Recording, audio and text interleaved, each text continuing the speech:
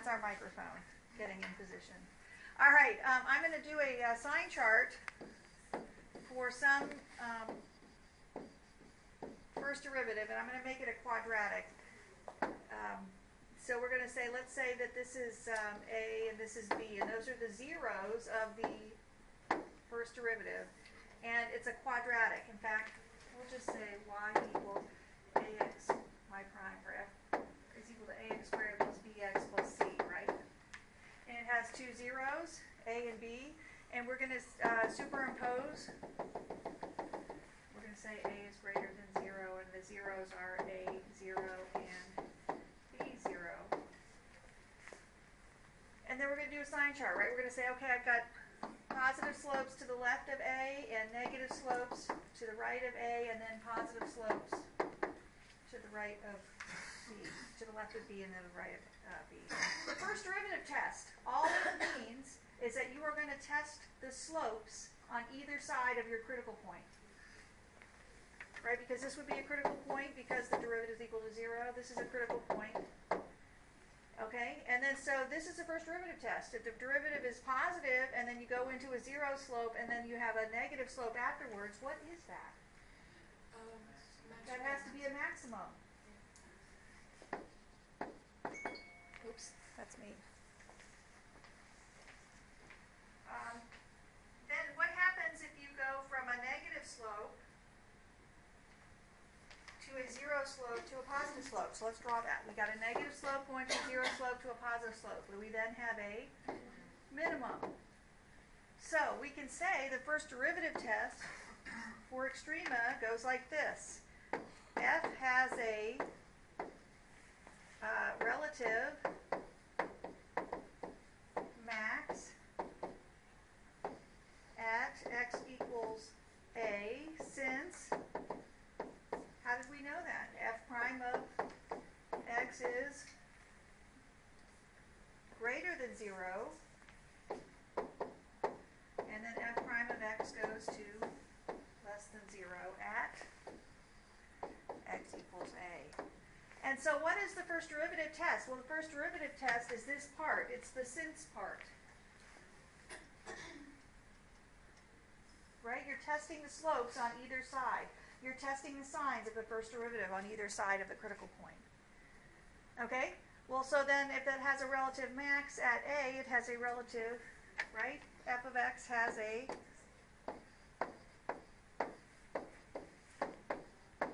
relative min at x equals b. How do we know? Since? You can talk. I know that you guys are always well behaved, so I don't mean it that way. F prime of x is less than 0, then goes to f prime of x is greater than 0. Prime of x is greater than 0 at X equals b. At x equals b. So we know that it's a max. And what's the first derivative test part of this? The first derivative test is that you looked at the slopes at either side, on either side of the critical point, okay? Now,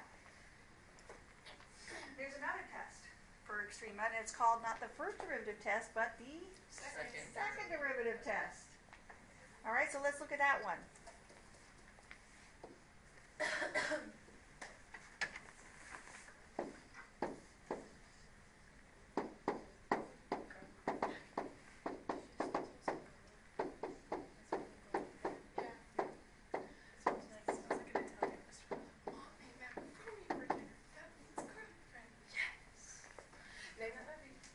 What movie? Come on. I didn't hear it. What was it?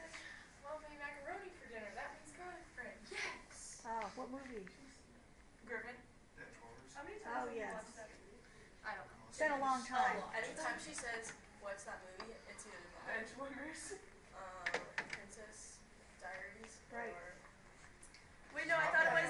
Or Cinderella Story. Yeah, Cinderella Story. Nice. Or Benchwarmers, yeah. Okay, well, Benchwarmers has a second derivative test. It's implied. She didn't know that, but she knows it now. It's apples. Right. Exactly. And to scribbles. All right, so the second derivative test for Extrema. First of all, we have to consider the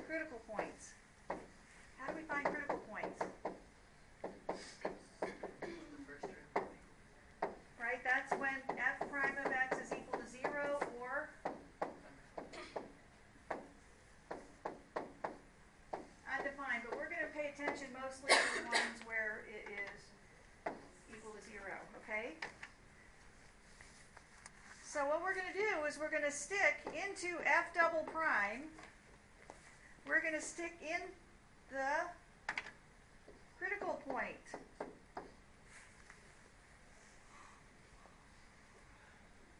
I'm going to stick the critical point into F double prime. And if F double prime is greater than 0, now what does F double prime describe again? Concavity. And if it's greater than 0, it's concave up. And if I am a critical point, what is my slope? What is the slope of my function if the critical point, if it's a critical point? It's 0. 0. If I am concave up, where is the only place I can live if I'm a tangent line? At the bottom, right? Do you agree with that? So then this means if I am a critical point and I'm concave up, then that has to be a relative minimum. Do you see how the second derivative test says if I put my critical point in there and I have a 0 slope, the only place I can be if I'm concave up is at the bottom. So this means this is positive, right? And this implies a relative minimum. And I draw the picture every time. Okay? Similarly, what happens if I plug in my critical point into the second derivative and it's negative? It means I'm concave down. And where is the only place, if my function is concave down, I can have a 0 slope? At the top. So then this means I have a relative maximum. Now this is the second derivative test for Extrema, which means you take the second derivative, you stick your critical points in, and you decide whether you're concave up or concave down at the time. This is really easy to do if you have a nice, smooth, well-behaving polynomial, because those derivatives are easy to take, right? And then even easier for you to plug a point into. So sometimes the second derivative test is easy if you have a polynomial. But what if this happens? What if you have F double prime and you put your critical point in to F double prime and you get this? Then you give up. And then what happened is the second derivative test failed. Oh no. What does that mean? What do we do? We go back to the first derivative test. And this happens sometimes. So if it fails, then you have to go back to the first derivative test.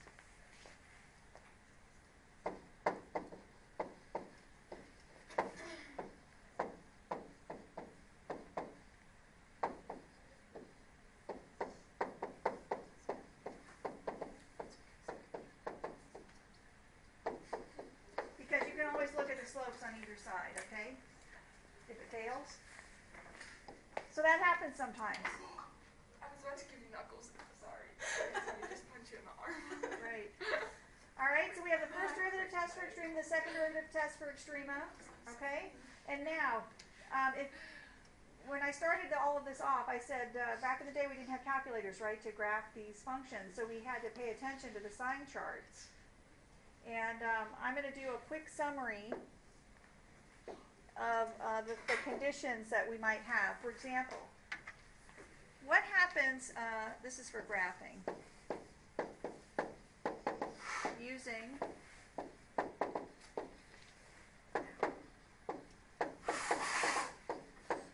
the first and second derivative.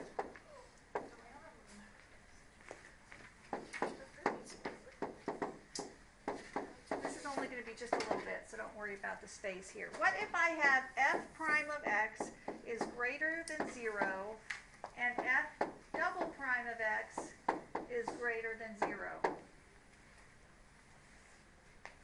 What does this mean mathematically?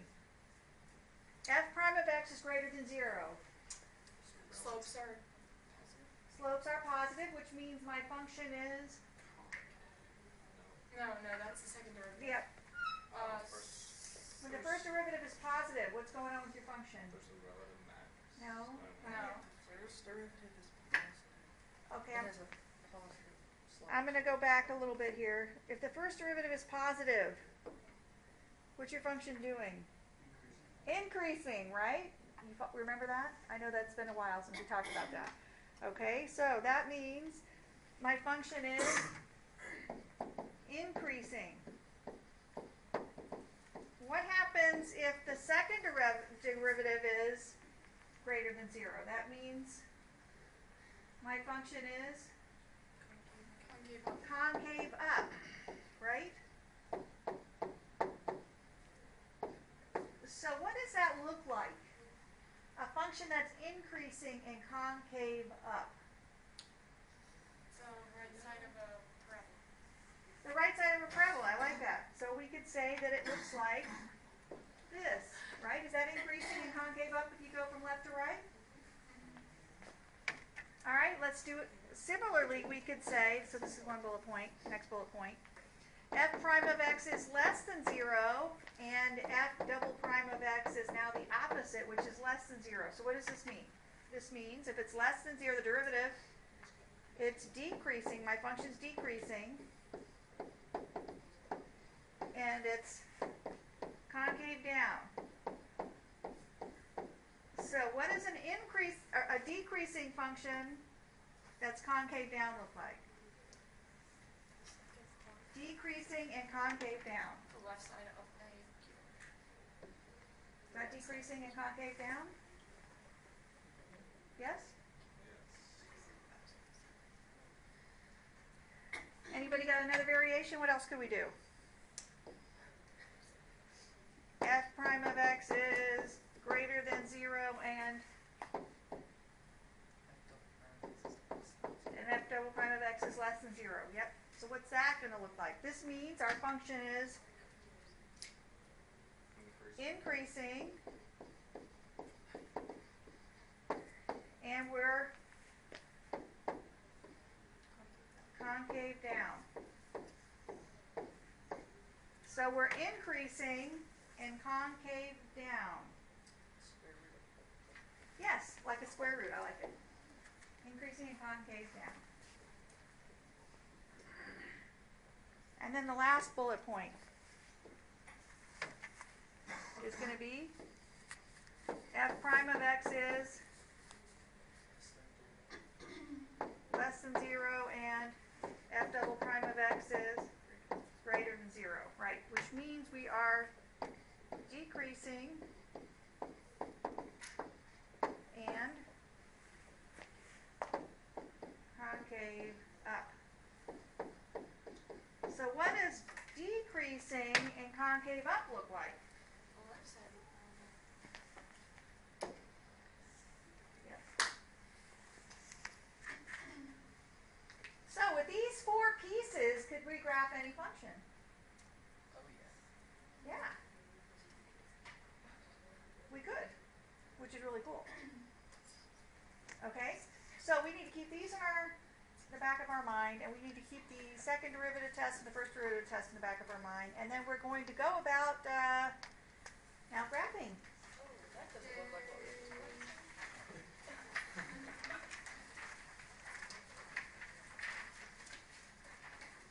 Okay, so the first thing I do when I'm asked to graph something and I don't have a calculator, besides not pulling my hair out, right? Yeah, exactly. All right, so what I try to do is I graph the vertical asymptotes and the horizontal ones that I can find. Okay? So first of all, what are asymptotes that we know of? 0.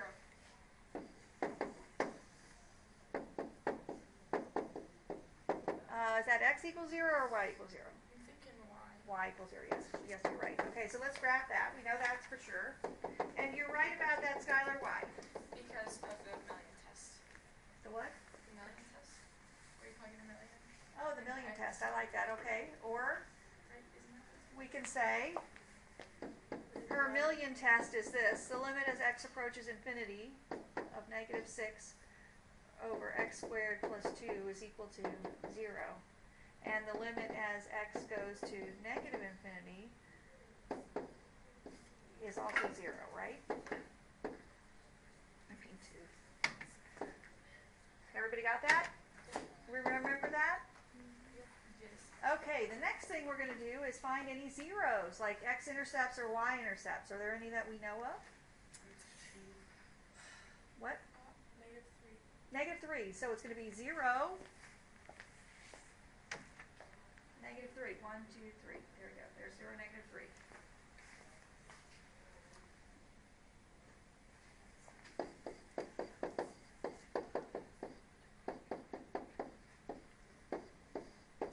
Very nice.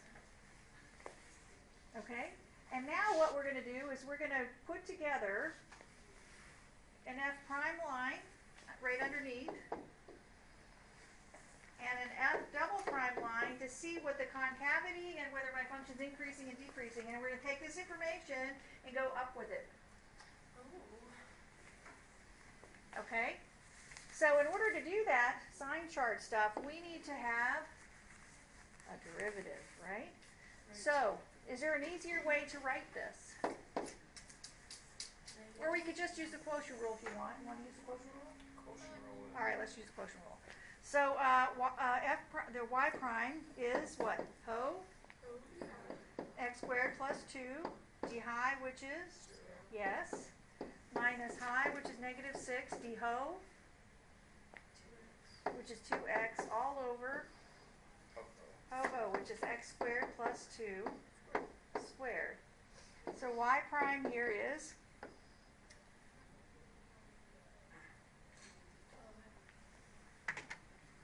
this goes away, right, because that's 0. And then I've got a positive 12x on top over x squared plus 2 quantity squared. So that's my derivative. When is my derivative equal to 0? When x equals 0. Yep, when x is 0, I like it. And then what about this x squared plus 2 squared? Is that ever 0? Let's try it. X squared plus 2 squared equals 0. Take the square root of both sides. X squared plus 2 equals 0. X squared equals negative 2. So that's never 0. So I don't have any contributions from the denominator. What happens if I plug in any point in the universe? Is this number always positive? Yes. It is. So that's good to know. This is always positive. Does it affect the sign chart? If something is always positive, right. So then I can just superimpose the top, which is 12x, which is a line, right, with a positive slope. Now, I could also, you know, if it makes you nervous, we could superimpose this graph, right? What is this graph? This is x squared plus 2. It's a parabola up to squared. So what's it? It's just going to be floating up there, right? So we could superimpose that too. You okay with that? And then we'll just do the sign chart from there. What do we get? Positive times a negative. Negative. Positive times a positive. Positive. If you're not sure, can you plug in numbers in both intervals? Yes. Okay, so what is our function doing here on the left? The first derivative is negative, so we know it's decreasing. And then it's increasing on the right of 0. And then let's do the first derivative test here, which is just what I call the slope dance. We're going to dance in the negative direction. And then we're going to go to a stop for a minute, and then we're going to go to the positive direction, right? So that's a minimum. So we already know our function is decreasing to a minimum and then increasing afterwards. So what does that make this before we even start? I'm only decreasing from negative infinity to 0. I'm only decreasing from negative infinity to 0. And then after that, what am I doing only? Increasing. What kind of minimum is this then? Absolute. Absolute. See? Okay. Now we're going to, well, what are the critical points? Well, it's just going to be x equals 0, right? And we can say it's increasing over, the function is increasing over what intervals? 0 to infinity. Since y prime of x, or y prime is greater than 0. Yep, and so then when is it decreasing? Negative infinity to 0 since y prime is less than 0. And now we need to do the second derivative so we can do the second derivative sign chart and look at its concavity. All right? So let's do the quotient rule again. You guys have enough space to do the second derivative? Yes. All right, so y double prime. Remember, this is the derivative. I have it right here. And we're going to use the quotient rule again. What's that going to be? O x squared plus 2 quantity squared d high, which is 12 minus high, which is 12x, d ho, which is some trouble, but we can do it, right? Power down, function, lower the power 1 times the derivative of the inside, which is 2x. All over x squared plus 2 to the 4th. Very nice. Now, this is going to make your life a whole lot easier if you recognize this right away. Do you see that you have an x squared plus 2 here, and an x squared plus 2 here, and an x squared plus 2 here? If you have an x squared plus 2 in each one of these, you can reduce everything by 1. So I can make this a 3. I can get rid of this. And what I'm doing, in effect, is factoring that out and then canceling. And then I can reduce this by 1. Now, I caution you, what if you don't have the x squared plus 2 over here? Can you do that? No. That is a math foul. Right? We don't want to do that. Okay. So let's rewrite it. Now, can I distribute this 12? Or can I factor a 12 out? Look at that. I can factor a 12 out, couldn't I? 12 times, what's left? X squared plus 2 times, or minus, I'm sorry, minus 4x squared. Yeah, I like it. All over x squared plus 2 to the 3rd.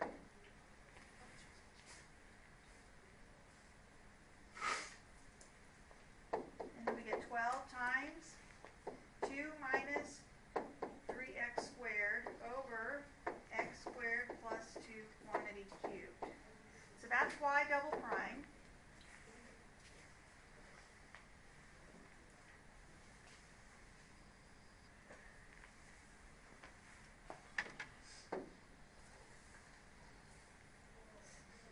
Now, I'm going to set it equal to 0. Now, we already had a discussion, right, about this denominator. X squared plus 2 is a number that's always positive, never 0. And then when you cube it, it's, right? Now we have to set the 2, y double prime equals 0 equals 2 minus 3x squared. 3x squared equals 2. X squared equals plus or minus the square root of 2/3, right? I mean, if I take the square root of both sides ahead of time, like I just did. Right? Now, I don't know what that is, and I'm not rationalizing here because we're adults. Do we leave it that way? Sure. We're just graphing. Okay, so let's talk about what the square root of 2/3 is. Well, is it greater than 0? Yes. If it's positive, yes, it's greater than 0. And what about, is it greater than 1? No, so it's a number between 0 and 1. So on my graph, I'm going to put, or my sign chart, I'm going to put a number that looks like it's maybe between 0 and 1. So this will be root 2 over 3, and then negative root 2 over 3 is going to be the same spot. And those are the only critical points, right? I mean, the only points that make this derivative 0. Everybody agree? Yep. so I can superimpose that if I like above. It'll be floating. Then I'm going to graph this, which is what kind of shape? Upside down parabola. If you're not comfortable with that, can we plot some points? Or just plot a point? Let's try. Let's do some points. Let's pretend we're not comfortable with that. What's a point to the left of the negative -1? Let's make it bigger. -10. I like -10. Because it's so easy to square. That's 100, right? Yeah. So this is 2 minus 300. That's very negative. And this is always positive. So it's negative, right? So we know that the signs over here are all negative. And then what's a nice number in between? 0. What happens when I plug in 0? It's positive, so it's following my parabola. Do you see that now? So we know that this is negative. So what's going on here on this graph? The second derivative is negative, so what does that mean? It means it's concave down, right? And then in between, negative square root of 2/3 and positive square root of 2/3, it's concave up. Right? And then it's concave down. And now we're going to put these pieces together. Right? We put the pieces together before. We said if I had a decreasing function that was concave down, what does that look like?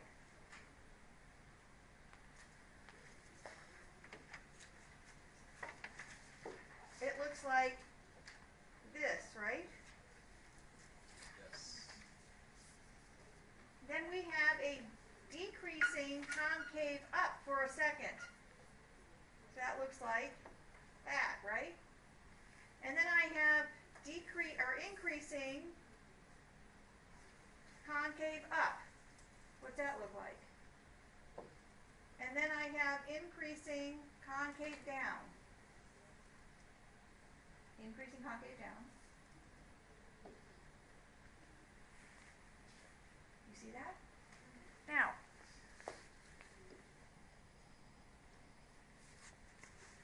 is this function ever greater than 0? No. No. And it's got horizontal asymptote. So what's going on here? It's decreasing concave down until I get to this point where I, for a second, become concave up. Yes? Yep. And then I'm concave up until about here, and then what happens? Concave down.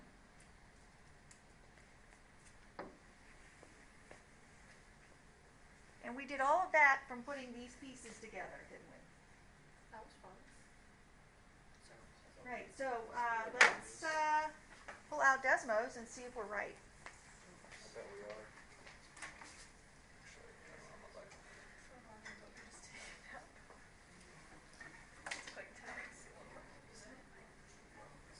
What was it? Y equals -6 divided by x to the second, to the third, second, plus 2.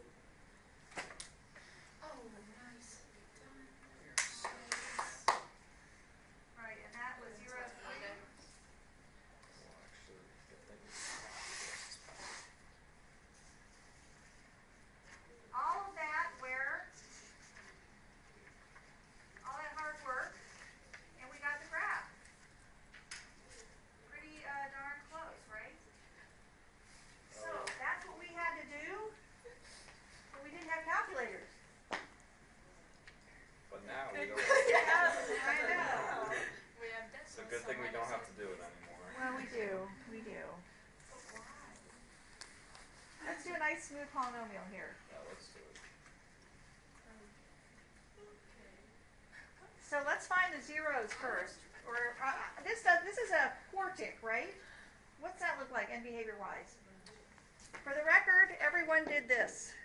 For those who are listening, right? And so that would mean, right, that the limit, right, as x goes to infinity is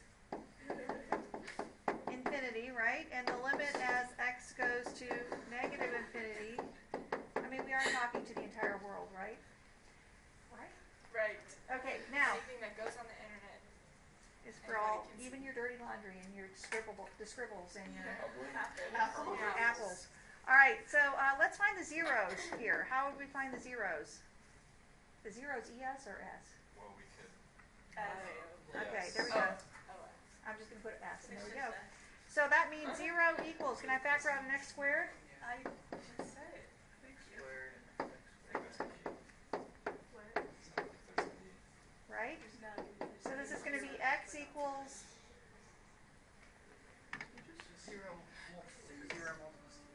right, so this is x equals 0 with a multiplicity of 2 and 2 root 3. Look at you do that. What? Good job, Sam. Plus or minus 2 root 3. Yes, very nice. So we know the zeros, so let's put those on there. 2 root 3, that's going to be the square root of 18. Square root of 18 has to be in between the square root of 16 and the square root of 25. So Between 4 and 5. 1, 2, 3, 4, 5. There we go. 1, 2, 3, 1, 2, 3, 4, 5. And those are approximate, right? All right. So that's great. Now let's use our derivatives to help us out. So what are we going to do underneath? We're going to do F prime line and F double prime line. These are sign charts. So we need a derivative. So F prime of x is equal to, not everybody all at once, but maybe we could, 4x cubed minus 36x. Okay, so let's factor that. We can factor out a 4x. And we're left with x squared minus 9. So let's set that equal to 0 to find our critical points, and we get 0. x equals 0 and plus or minus 3. So let's put those on our sign chart here. For f prime, 0, we have a 0, and at 1, 2, 3, we have a 0, and at 1, 2, 3, we have a 0, negative 3. Okay. Now, what shape is this? Can we superimpose our graph on there? yes. It's a cubic with end behavior like. And for the record, everybody did this. So we're going to go down low, right, pass through, and then pass through, and then pass through again. What are the signs then to the left of our negative, and then positive, negative, and then positive? So what can we say about our function? It's decreasing, increasing, decreasing, and increasing. All right, so now let's do our slope analysis, our first derivative test. All right, so what does that mean here? We're going to go from a negative slope to a 0 slope to a positive slope, and then a positive slope to a 0 slope to a negative slope, negative to 0 to positive. So we have a min, max, and a min, right? Now let's check out our concavity.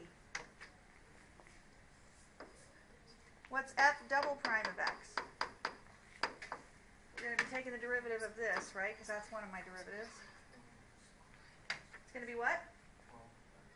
12x squared minus 36. So let's factor out a 12. And we get x squared minus 3. Good. I'm going to set that equal to 0. And I get x equals. Oh, I know what that is. Someone Google messaged you. Yes, they did. Oh. Look that way. Caroline, close your eyes. Caroline, don't Oh let me- gosh, you'll be able to see it. You're right. All right, so what are our zeros? You can open your eyes, Caroline. Yeah. This is going to be x equals plus or minus. root 3. Everybody see root 3? Root 3 is about 1.7232. That's what I was going to say. I knew you were right. I knew you were Somewhere right. around there. So we're going to do at 1 point, so we'll just say root 3 and then negative root 3. And that's our only 0 for the second derivative. And this is what kind of parabola? Because we're going to find out. Opens So what is our sign chart going to be then?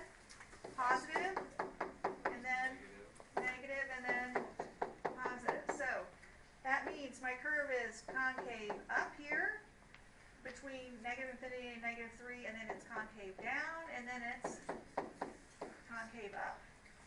So let's put the pieces together. So what's going on here? Our function is decreasing in concave up. What does that look like? Decreasing in concave up, right? And then when does it change? Between negative 3 and negative root 3 briefly. No. Wait. Right, because then it's increasing but still concave up. Oh, then it's increasing in concave up for a brief moment, yes? Increasing in concave up. And then it's increasing and then concave down? At negative root 3, is that when it switches? Yes. To 0. Right? And then decreasing concave down. Well, it's still doing this, right? And then it's increasing concave up. Or no, wait. Actually, root 3 to 3. Root 3 to 3, it's concave. Oh, right. Okay, I see what's happening. I gotta get my pen back. Like this, right? It's increasing concave up. So, well, let's put the pieces together. But we know what this looks like, right? So let's figure out what some points are. What we have a min here, right? At negative 3. How do I figure out what that value is?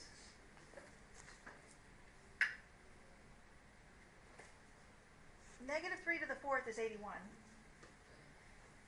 Right? Because it's 9 times 9. That's 3 squared times 3 squared. That's 81 minus 18 times 9. 9 times 9.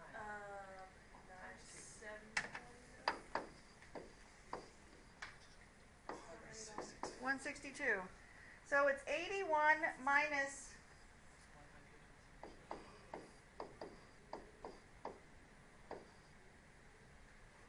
Is that right?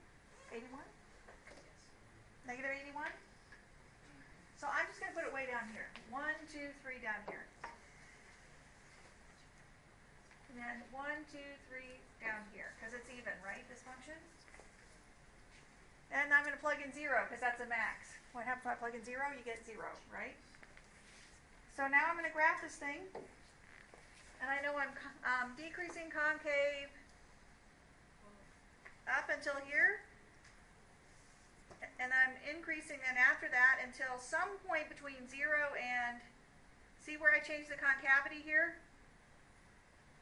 And then I'm going to go down, change the concavity. But we knew what this looked like anyway, right? Based on our infinite knowledge of pre-calc.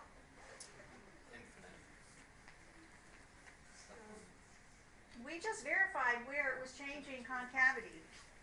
Where does it change concavity? At plus or minus root 3, right? Which is right about here. That's the point of inflection. And right here, point of inflection maybe. You see how it goes from concave up to concave down? Roughly?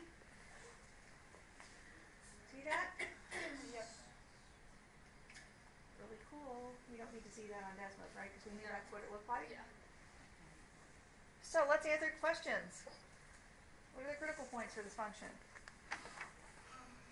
That occurs when f prime of x is equal to 0. What did we decide? Excuse me. X equals 0. Negative 3 and 3. No, 3. What was it? 3, 2? 3 and negative. Yeah, negative 3. Negative 3 and 3. It's increasing. The function's increasing over. Gosh, I gotta go back up so I can see it. Negative 3 to 0. And 3 to infinity. Since, how did we know? F prime of x was greater than 0.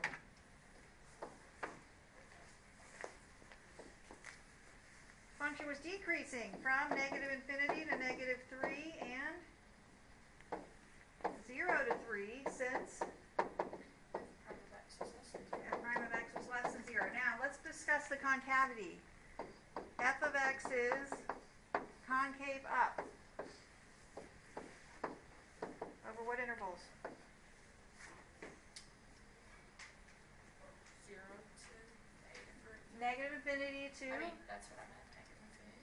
negative infinity to negative root 3 and root 3 to infinity since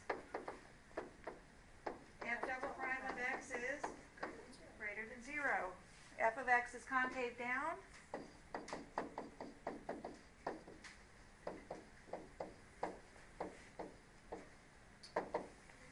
From negative root 3 to root 3 since f double prime of x is less than 0. Those are the kind of questions you're going to be asked, you know? Now, why am I using open parentheses? Because, okay, for increasing and decreasing, right, you can't be both, right? Okay, and the other thing is that, and some books might have it as a closed interval, but I am a, True math. well, no, I'm not a real teacher, but I am, but I lean toward more of the real life applications here, and if you're increasing, like, if a function is increasing, that means its velocity, you're moving, right? If the velocity or the first derivative is 0, you're not moving, right? You're not increasing nor decreasing, so that's why I use open intervals, okay? But the AP people will accept both. That's good, right? Moving right along.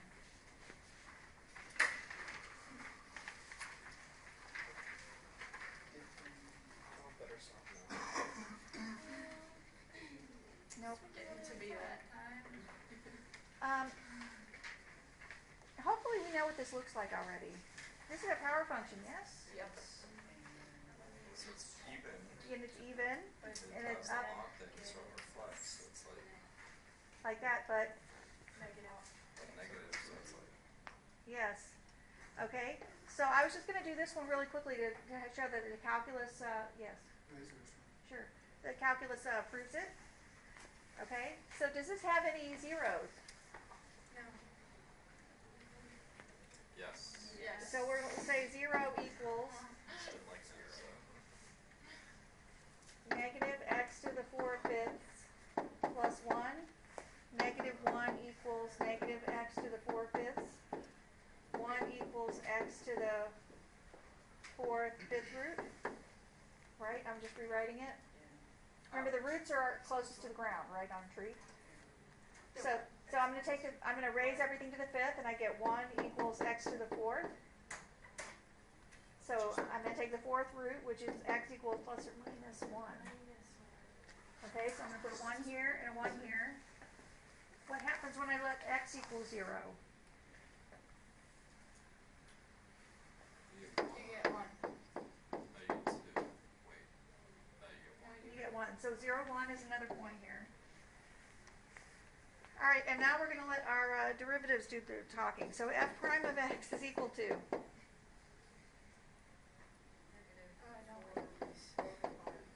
x to the negative 1/5. Good, I like it. All right, so we're going to do an f prime line under here, and then an f double prime line. All right, so let's put things where they belong. F prime of x is equal to negative 4 over, this is the 5th root of x, right? Because it's to the 1/5 in the bottom, right? Do you agree? All right, so does this have any zeros? But it's 5. You've heard of 5. No, but it's undefined when x is 0, so that's a critical point. Well, no, isn't it like 5 times Root 5 of x. Oh yeah, that's 5 then. I'm sorry, 5. Forgive me. Yes. But when x is 0, we're undefined, right? Correct. Okay, so I don't want to have to superimpose the 5th root of x on the bottom, but we could. Do we remember what the 5th root of x looks like? Looks like the cube root, except that it's Better. better, It right? hits the thing more. The x-axis. Oh, okay. Now I get X-axis it. more. But let's plug in a point. Let's plug in negative 10. Let's do it. What happens when I take the fifth root of a negative number? Is it positive or negative? It's negative. Okay, so it's negative over negative. So this is positive. Wait, can you say that again? Okay, I didn't want to superimpose 5 times the fifth Right, root of, because we right? don't know what that looks Well, I like. mean, I do, but But I want you to have some confidence. Let's say you don't know what it Okay. looks like. You can just plug in a point to the left side. All right, let's plug in 10. The fifth root of 10 is what sign? That's all we care about. positive. Positive With a negative. with a negative, so this is Got it. decreasing. So, let's do the slope first derivative test here. We know that this is increasing, our function is increasing, and then it's decreasing. And then this is an undefined situation, which means, no, that's the, in the derivative it's an asymptote, but is it an asymptote up here? No. So what is an undefined Corner. corner or cusp? So I'm just going to pretend I don't know, so I'm going to do something like that, right? The crust, yeah. Oh, crust rules. Okay. Everybody got that? Yes. Now let's do the second derivative. F double prime of x. I'm going to do the derivative of the first part. First one here because I think that's easier to do. What would the derivative of this be? The first derivative. It would be 4 over 25x to the negative 6 fifths. -6.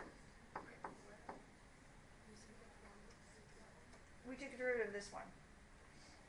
This one because it's easier to take the derivative of, because it's already in exponential form. So let's put things where they belong, and I promise to remember the 25.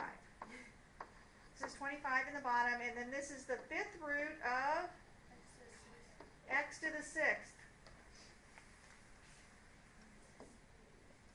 Let's plug in negative 10. You don't like it, I know, but we just care about the sign. No, it's positive. It's positive. You raise anything to 6 will make it. it's always positive. And this is undefined again where it's 0, right? Whoops, I shouldn't put 0, I should put undefined.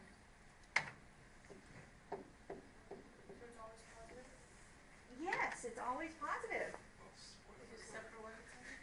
Except for at 0, right? Where it's undefined. So is this a point of inflection? No point of inflection here. Why, Luke? Because it does not change concavity. Doesn't change concavity. Thanks. Just that's smart. He was with us even though we didn't think he was. No point of inflection. I was right? Yes. I knew it. Okay, so no point of inflection because the concavity doesn't change, right? It remains concave up for its entire duration. That was my weak smile there. Okay. So what does this graph look like? This graph is concave up and increasing. Right? Concave up and increasing. What about on the right side? It's concave up and decreasing. Yeah. Isn't that what we thought was happening?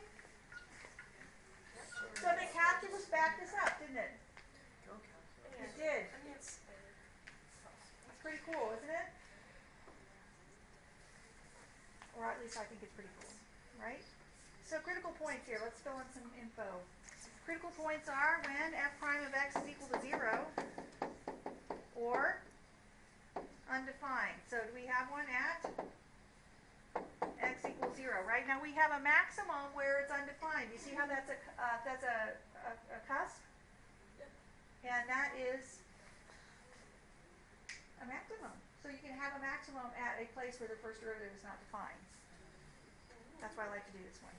All right, function is increasing from 0 since,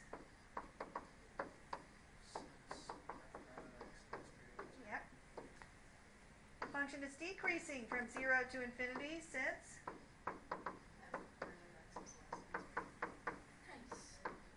okay, let's f of x is concave up.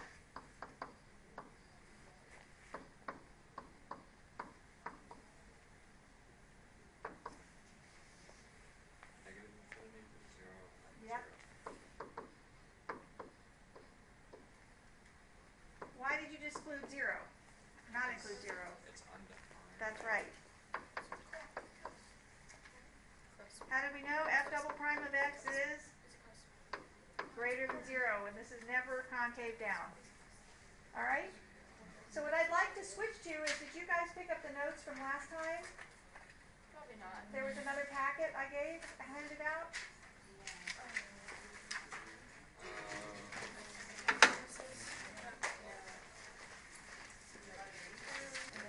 All right, so let's do some curve sketching that people did from the past.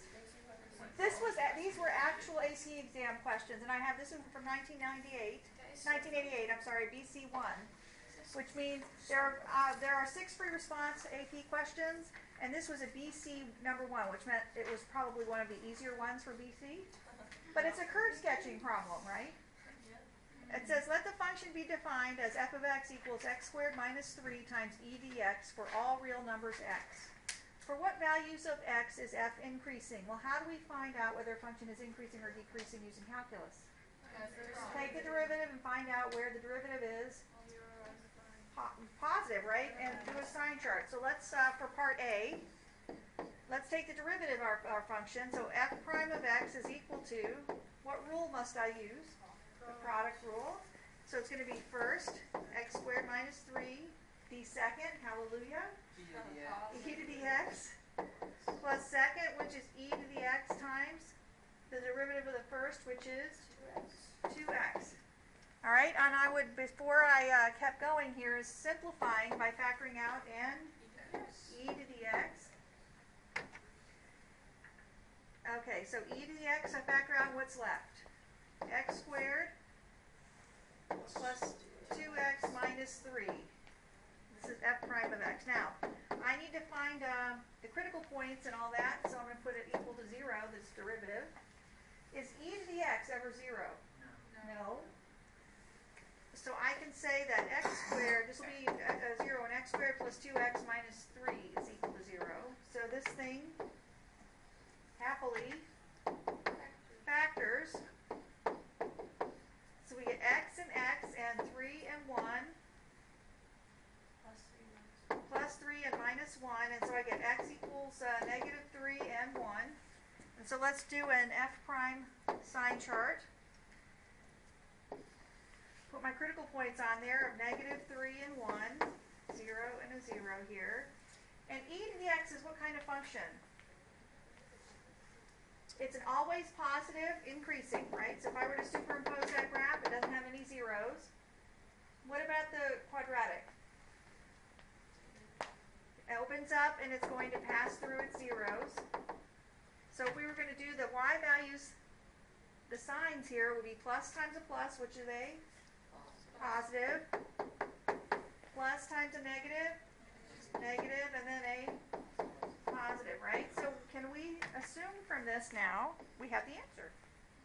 We can say f of x is increasing over what intervals? Negative infinity to negative 3 and 1 to infinity, since f prime of x is greater than 0. Yes, so that's probably 3 points there out of the 9. Yes.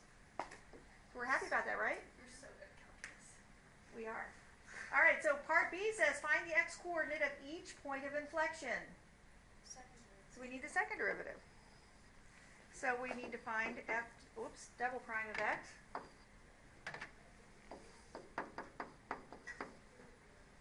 And this is for part B.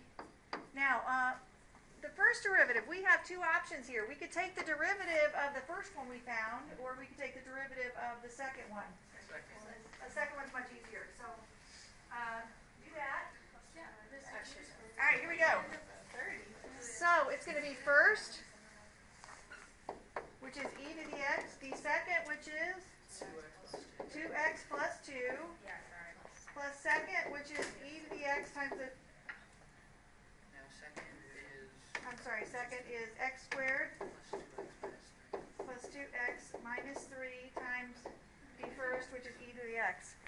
Now what can we factor out again? E to the x. So we get e to the x out in front here, and then what's left? X squared plus 4x minus 1. Uh-oh. That doesn't factor, does it? Got to use the quadratic formula, but we're not afraid.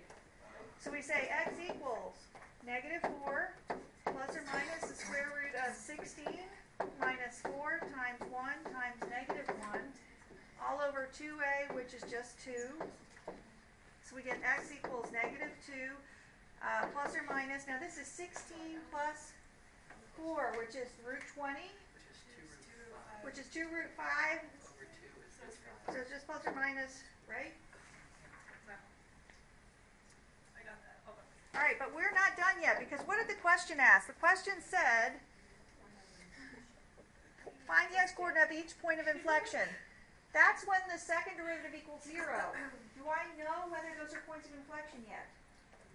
No, we need to analyze the sign chart. So the second derivative is 0 at negative 2 minus root 5. I don't have any idea what that number is. And then 2 plus root 5, I just know negative 2 plus root 5. They're on the opposite sides of each other, right? And there's 0 there. And then this is what kind of function? E to the x is always positive, doesn't have any intercepts. And then if I superimpose this x squared plus 4x minus 1 graph, it's opening up. So there it is. And if I do my sign chart based on that, I get a positive times a positive, which is positive, and then negative, and then positive. So what's going on at each of these points? We have concave up, concave down, concave up. Whoops. Whoops. My smiles are like weird today, right? Okay. So what can we say? We can say f of x has points of inflection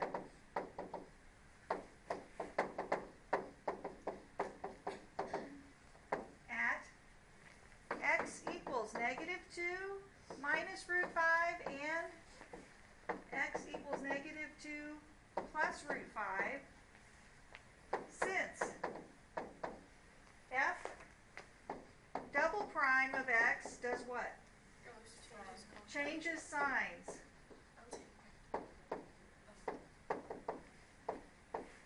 And these values of x.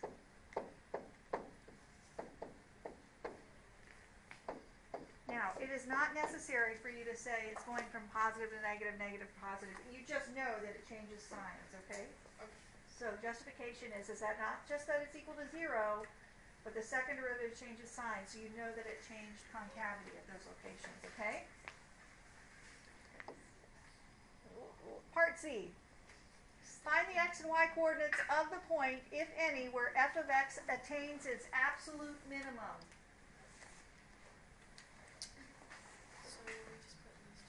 So, do we know any critical points? 3 and 1. Negative 3 and 1, right? And it doesn't say anything about endpoints, does it? So what do we need to do? We need to do a chart, and we're going to do x, f of x equals, and what was it? E to the x times, or no, x squared minus 2, right? Times e to the x? I'm sorry, minus e to the x. Okay, and I'm going to put negative, it was negative 3 and 1. So what happens when I plug in negative 3? We get 9 minus 3, which is 6 over e to the third, right? Because e to the negative 3. And what did we say that was? Was that a relative min or was that a max? This is a relative max. All right, so then what is it when I put in 1? We get negative 2 e, right? When I plug in 1? So this is a relative min. So when you don't have any endpoints, you've got to check the end behavior limits.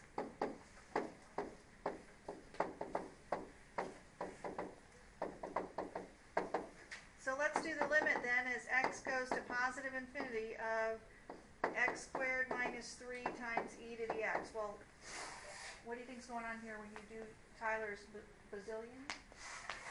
What? Skylar, when you do your... Oh, the million times. Did I say Tyler? It's okay, Oh, guys. gosh, Skylar. It's okay. My million test, what is it? What happens when I put in a million? You get a million. You get a million You get squared, infinity. and then e, yes, you get infinity. Very nice. Skylar, Tyler. It's okay. My sister's boyfriend's name is Tyler. So Oh, that's great. What's the start talking about? Basically, like, So I was thinking about Aerosmith. What can I say? Okay, Steven Tyler. Okay, e to the x. What happens now when I put in negative infinity? This goes to x squared. It's going to go up to infinity, right? But what about e to the negative infinity? That's just 1 over. 1 over e to the infinity. Which is a very small fraction. Right. Does 1 over e to the infinity go to 0 faster than x squared goes to infinity? Yes. So this is 0.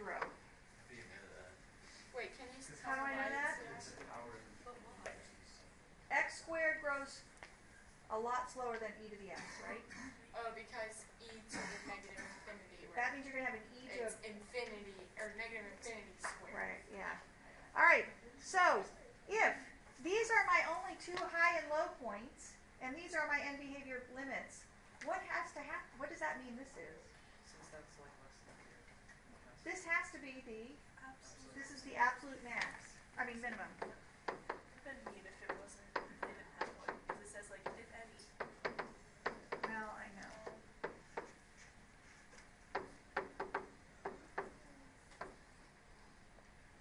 Right? And I would use my end behaviors as my sense. And I might even say that f prime of x here is less than 0 and then goes to greater than 0, right? That would be my justification. All right? So where it says in your homework, the AP packet, this is it. So I've already done one of them.